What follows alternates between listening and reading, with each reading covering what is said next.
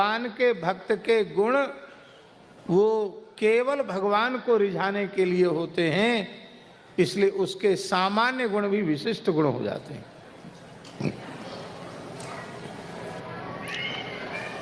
अब भक्तों को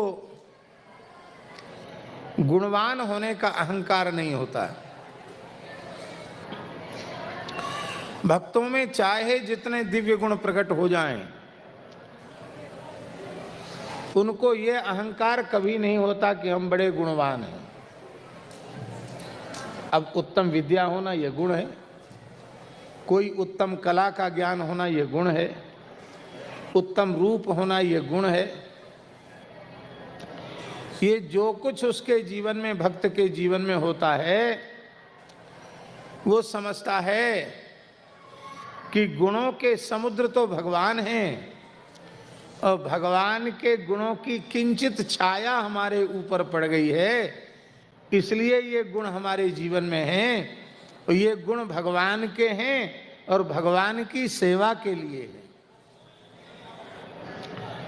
तो जब भगवान के गुण हैं तो हम गुणवान होने का अहंकार क्यों करें? जब समस्त गुण भगवान के हैं तो हमें गुणवान होने का, विद्वान होने का, बुद्धिमान।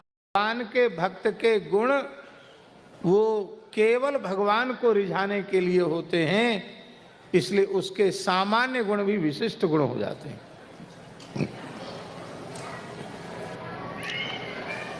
अब भक्तों को गुणवान होने का अहंकार नहीं होता है। भक्तों में चाहे जितने दिव्य गुण प्रकट हो जाएं, उनको ये अहंकार कभी नहीं होता कि हम बड़े गुणवान हैं। अब उत्तम विद्या होना यह गुण है, कोई उत्तम कला का ज्ञान होना यह गुण है, उत्तम रूप होना यह गुण है।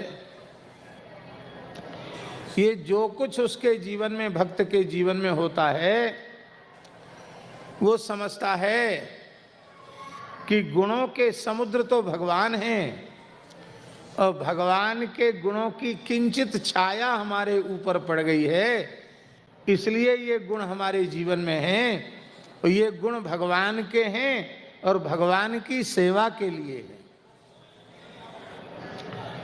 तो जब भगवान के गुण हैं तो हम गुणवान होने का अहंकार क्यों करें?